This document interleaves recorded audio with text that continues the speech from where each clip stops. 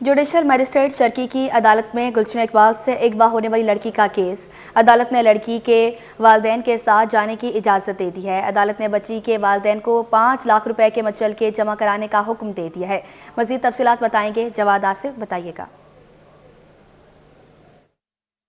जी बिल्कुल, देखिए गुलशन इकबाल से लड़की के मुबैना अगवा का केस है। जुडिशल मजिस्ट्रेट चरकी ने लड़की की हवालगी से मुतालिक फ़ैसला सुना दिया है। अदालत ने लड़की को उसके वालिद के हवाले करने का हुक्म दिया है। मज़ीद क्या कार्रवाई हुई है, जो वकील मुद्दई हैं एडवोकेट दानियाल मोहम्मद हुसैन हमारे साथ मौजूद हैं। दानियाल साहब, अदालत ने क्या फ़ैसला दिया है, लड़की को बाप के हवाले करने का हुक्म दिया, क्या क्या वजूहात बनी? देखें, बच्ची जो है वो जैसा कि आपके इल्म में है कि अदालत ने अपने हुक्म पे शेल्टर होम भेज दी थी, जिसके बाद बच्ची ने शेल्टर होम में 2-3 दिन गुजारने के बाद ये ख्वाहिश ज़ाहिर की कि जी वो अपने वालिदैन के साथ जाना चाहती है। तो उसके बाद हमने बच्ची की तरफ से एक दरख्वास्त जो है वो अदालत में जमा कराई। बच्ची ने उसमें जी ख़ुद जो है वो ख्वाहिश का इज़हार किया कि जी वो अपने वालिदैन के साथ जाना चाहती है और वो अपने वालिदैन के साथ ही जो है वो बकिया ज़िंदगी गुजारना चाहती है। उस एप्लीकेशन के ऊपर, उस दरख्वास्त के ऊपर जो है वो अदालत ने एक हुक्मनामा जो है वो जारी कर दिया है और बच्ची को जो है वो 5 लाख रुपए के जो PR बॉन्ड के एवज़ है, जो ज़मानत उनके वालिद साहब ने ली है, उस 5 लाख के बॉन्ड के एवज़ जो है वो बच्ची वालिदैन के हवाले कर दी और बच्ची जो है वो अब हंसी खुशी जो है वो अपने वालिदैन के साथ घर पे रह रही है। अच्छा, ये बताइए, जो निकाह नामा पेश किया गया था अब उसकी क्या हैसियत होगी? देखें, निकाह नामा जो भी पेश किया गया, इस वक्त कुछ भी कहना कबल अस वक्त है, क्योंकि इन्वेस्टिगेशन चल रही है। बच्ची की उम्र का तयन होना है, ठीक है। तो जो भी डॉक्यूमेंट्री एविडेंस हैं और जितने भी दस्तावेज़ात अब तक हमारे पास रिकॉर्ड पर हैं, वो तो यही जो है वो अंदिया दे रहे हैं कि जी बच्ची जो है वो अंडर एज है। बच्ची की उम्र जो है वो इस वक्त 15 साल है, लेकिन इस वक्त कुछ भी कहना कबल अस वक्त होगा, क्योंकि जो है वो मुकदमे की तफ्तीश अभी जारी है और तफ्तीश के अंदर देखें मेडिकल का भी ऑर्डर हुआ हुआ है, मेडिकल का हुक्म हुआ हुआ है। तो वो सारी चीज़ें जब आ जाएंगी रिकॉर्ड पे, तब उस वक्त पता चलेगा कि जी इसके अंदर और क्या क्या जो दफ़ाएं हैं वो लगेंगी, क्योंकि जो इस वक्त नज़र आ रहा है बज़ाहिर जो डॉक्यूमेंट्स वगैरह हैं उनको देख के लगता है कि जी इसके अंदर कुछ और दफ़ात जो हैं वो शामिल होंगी अभी। तो देखा आपने, इनका यही कहना था कि अदालत ने फ़ैसला दिया है, लड़की ने अपनी ख्वाहिश ज़ाहिर की कि अपने वालिदैन के साथ रहना चाहती है, जिस पर अदालत ने 5 लाख रुपए के मचलकों के इवज़ लड़की को बाप के हवाले करने का हुक्म दिया है। जबकि एडवोकेट साहब का ये भी कहना था कि अभी लड़की की उम्र का तयन भी होना है और मज़ीद तफ्तीश जारी है, जिसके बाद इस निकाहनामे का भी जो है वो फ़ैसला किया जाएगा। जी। DGISPR की कराची में जामिया बनोरिया आलमिया के तलबा से खसूसी नशिस्त। तलबा और असातिज़ा कराम ने जामिया बनोरिया आलमिया आमद पर DIGSPR का पुरतपाक इस्तकबाल किया। DGSPR ने जामिया बनोरिया आलमिया के तहत चलने वाले दरसो तदरीस के निज़ाम को भी सराहा। अपने नाज़रीन को अपडेट करें। तलबा और असातिज़ा कराम ने जामिया बनोरिया आलमिया आमद पर DGISPR का पुरतपाक इस्तकबाल किया। DGISPR ने जामिया बनोरिया आलमिया के तहत चलने वाले दरसो तदरीस के निज़ाम को सराहा। मज़ीद क्या तफसीलात जानेंगे, शुएब मुख्तार से आगाह कीजिएगा। और जी बिल्कुल, DGISPR की कराची में जामिया बनोरिया आलमिया के तलबा से जो है वो खुसूसी निशिस्त जो है वो मुलाकात हुई है। तलबा और असातिज़ा कराम ने जामिया बनोरिया आलमिया आमद पर DGISPR का जो है पुरस्कार इस्तकबाल किया था। DGISPR ने जामिया बनोरिया आलमिया के तहत चलने वाले दरसो तदरीस के निज़ाम को जो है सराहा है।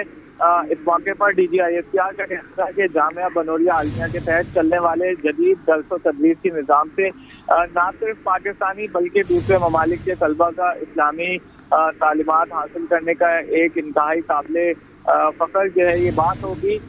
DGISPR ने तलबा के सवालात के जवाबात भी दिए और इस बात पर जोर दिया कि एक इस्लामी रियासत में मदारिस को इम्तियाजी हैसियत जो है वो हासिल होती है। निशिस्त के इख्तिताम पर जो है तलबा और असातिज़ा कराम ने अपने ख्यालात का इजहार करते हुए कहा कि DGISPR ने जिस तरह से मुतअल्लिल जवाबात दिए उससे उनके शुकूक व शुबहात जो है वो दूर हुए हैं। तलबा और असातिज़ा ने मुतालबा किया कि दौर हाजिर में मुल्क को दरपेश मिस इन्फॉर्मेशन के चैलेंजेस से आवाम की आगाही के लिए मुस्तकबिल में भी इस तरह के जो है वो इवेंट्स का इनेकाद किया जाए। जी शुएब मुख्तार, बहुत शुक्रिया आपका अपडेट करने के लिए। यंग डॉक्टर्स एसोसिएशन ने सिंध भर के सरकारी अस्पतालों का ऑडिट कराने का मुतालबा कर दिया। चेयरमैन डॉक्टर महबूब नोनारी कहते हैं कि अस्पतालों के ऑडिट ना होने की वजह से अस्पताल कई मसाइल का शिकार बन चुके हैं। वज़ीर आला से मुतालबा है कि तमाम सरकारी अस्पतालों के ऑडिट करवाएं। मज़ीद क्या तफसीलात जानेंगे मीडिया से, बताइएगा। देखिए जी, बिल्कुल यंग डॉक्टर्स एसोसिएशन की जानिब से सिंध भर के सरकारी अस्पतालों पर एतराज़ात उठाए जा रहे हैं कि सरकारी अस्पतालों को जो बजट दिया जा रहा है उनका ऑडिट नहीं किया जा रहा। इस पर हम बात करेंगे। YDSN के चेयरमैन डॉक्टर महबूब अली नूनानी हमारे साथ मौजूद है। डॉक्टर साहब, बहुत शुक्रिया। ये बताइएगा कि YDA की जानिब से मुसलसल एतराज़ात उठाए जाते हैं कि अस्पताल के ऑडिट नहीं होते। क्या वजूहात है ऑडिट न होने की और उससे अस्पताल पर कितना बर्डन पड़ता है, कितना मरीज सफर करते हैं? जो सिंध गवर्नमेंट की जो हॉस्पिटल्स हैं या गवर्नमेंट फंडेड जो हॉस्पिटल्स हैं या जो NGOs हॉस्पिटल्स हैं जिनको सिंध गवर्नमेंट बजट दे रहा है वो प्रॉपर यूटिलाइज नहीं हो जा रहा।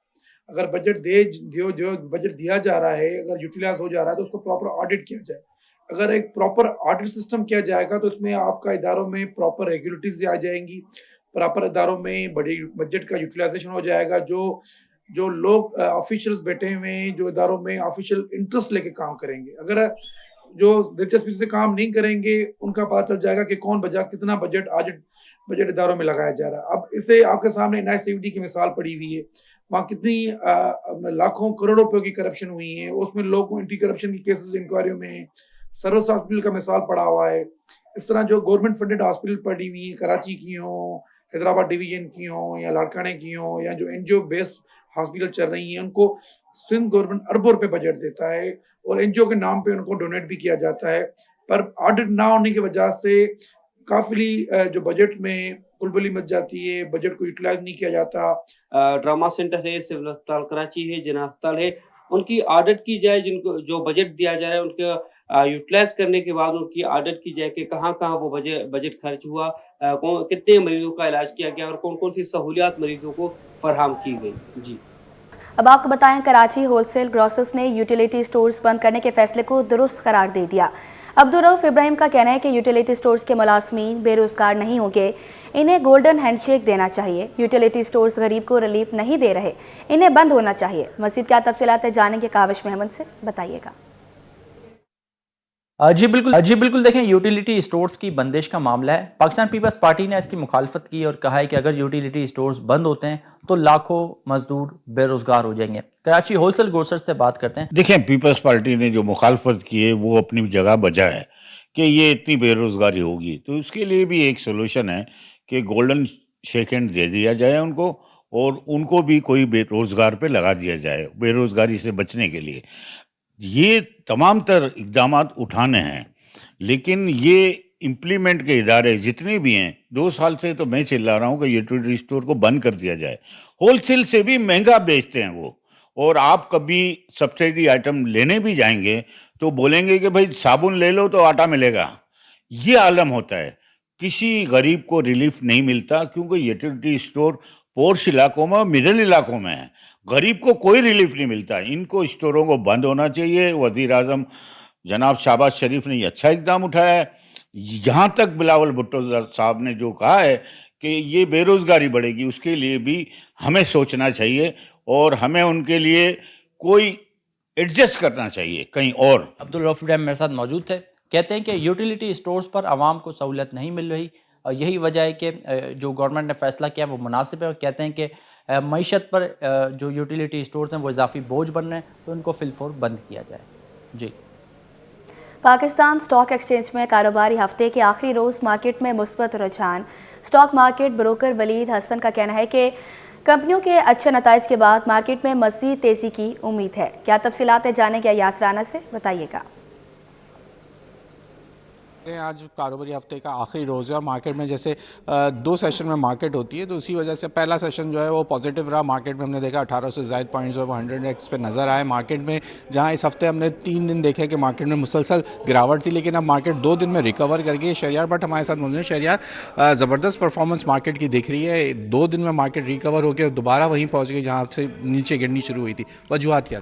देखिए, ओवरऑल हम जब बात करते हैं पाकिस्तान स्टॉक मार्केट का ओवरऑल ट्रेंड पॉजिटिव साइड पे ही हम हमेशा से बात करते हैं क्योंकि मार्केट की वैल्यूएशन बहुत ज़्यादा कम है। वक्ती मंदी से घबराना नहीं चाहिए। हफ्ते के आगाज़ में हमने देखा कि मार्केट में रोल ओवर का प्रेशर था, फिर ऑयल सेक्टर में कुछ कंपनीज के रिजल्ट इतने अच्छे नहीं आए, जिसके बाद मार्केट में सेलिंग प्रेशर है। 3 दिन में 3000 पॉइंट निकल गए, लेकिन बहुत जल्दी मार्केट ने पुल बैक किया। रिकवरीज की बुनियादी तौर पर इसकी 2 बड़ी वजूहत हैं। एक तो US कॉन्वे ने जो पाकिस्तान का विजिट किया, सेंटिमेंट लोगों के चेंज हुए, अमेरिका पाकिस्तान ताल्लुकात के बारे में जो तहफ़्फ़ुज़ात थे वो दूर हुए। सेकेंडली हम देख रहे हैं कि जो बैंकिंग स्टॉक्स के रिजल्ट हैं आउटस्टैंडिंग है। मार्केट टेक्निकली बहुत ज़्यादा डिप साइड के ऊपर आ गई थी, 1,12,000 की सतह पर मार्केट एक टेक्निकल सपोर्ट कर रही थी, वहाँ से मार्केट ने पुल बैक किया और शार्प रिकवरीज हमें मार्केट में नजर आ रही हैं। वॉल्यूम्स भी बहुत अच्छे नजर आ रहे हैं, बावजूद इसके कि इस वक्त अगर हम देखते हैं तो फ्यूचर की पोजीशन तकरीबन 22 अरब से ज़ायद है, लेकिन इसके बाद अगर वॉल्यूम्स अच्छे होते हैं तो फ्यूचर की पोजीशन चाहे जितनी भी ज़्यादा हो उसको कन्वर्ट करने में मसला नहीं होता। अगर वॉल्यूम्स कम होते हैं, मार्केट अगर थोड़ी चॉपी बिहेवियर कर रही होती है तो फिर थोड़ी सी प्रॉब्लम्स होती हैं। हमें लग रहा है कि आने वाले दिनों में जो सऊदी अरेबिया से भी कहा जा रहा है कि आला सतही विजिट होगा पाकिस्तान का, न्यूज़पेपर इस तरह से कोट कर रहे हैं, तो हमें लग रहा है कि आने वाले दिनों में रिकॉर्डिंग के हवाले से कोई बड़ी खबर आती है, माइनिंग इन्वेस्टमेंट इस हवाले से कोई अगर खबरें आती हैं और कॉर्पोरेट रिजल्ट्स कंटिन्यू बेहतर आते रहते हैं तो मार्केट यहाँ से फर्दर अपसाइड पे आपको नजर आएगी। जैसे शहरियार ने बताया हमें कि मार्केट में जो इस वक्त तेज़ी की वजह थी बनी है, वो बनी है कि एक अमरीकी वक्त जो आया उसके साथ एक अच्छी इन्वेस्टमेंट की बातें हो रही हैं, साथ ही रोल ओवर का प्रेशर भी कम हो गया, जहां हम देख रहे थे कि एक लेवरेज की पोजीशन जो थी वो अब कम होनी शुरू हुई, जिसकी वजह से जहां मार्केट हमने जहां 3 दिन हमने देखा कि 3000 से ज़्यादा पॉइंट्स जो मार्केट से निकले थे वो 2 दिन में ही रिकवर हो गए और मार्केट एक अच्छी जहां से शुरू हुई थी इस हफ्ते जहां से आगाज़ लिया था वहीं आके दोबारा अपने अख्ताम से कबल ही जो है मार्केट के अंदर हम देख रहे हैं कि 1,14,000 की सतह जो है वो बहाल हो गई। यकीनन आज लगता यही है कि जो सेंटिमेंट्स नज़र आ रहे हैं इस वक्त पहले सेशन के वो एक पॉजिटिव नोट हैं, पॉजिटिविटी की जो तसलसल है वो नज़र आ रहा है कि आने वाला जो दूसरा सेशन होगा उसके अंदर भी मार्केट के अंदर एक अच्छी रैली बनती हुई हमें नज़र आ रही है। गो के पेशन गोई नहीं की जा सकती क्योंकि मार्केट है इसके किस करवट जाएगी ये कहा नहीं जा सकता, लेकिन सेंटिमेंट्स यही बता रहे हैं कि मार्केट जो है आज जब अपना अख्ताम करेगी तो एक अच्छे पॉजिटिव नोट के साथ अपना अख्ताम कर सकती है। जी, एक्सपो सेंटर में जारी पाकिस्तान ट्रैवल मार्ट में पाकिस्तानी सकाफत के धनक लाहौर, पेशावर, मुल्तान, चित्राल और बहावलपुर की मसनूआत हुनरमंदों की जुबां बोलने लगी। पाकिस्तान के मुख्तलिफ शहरों की सकाफती अशिया के बारे में जानते हैं इब्राहिम रिंस बसीम इफ्तार से। जी बसीम, बताइएगा। जी बिल्कुल, सयाहत की बात तो और सकाफ़त की बात ना हो ऐसा मुमकिन नहीं है। अगर हम बात करें पाकिस्तान के सयाहती मकामात की तो उन सयाहती मकामात पे सकाफ़त के रंग भी नज़र आते हैं।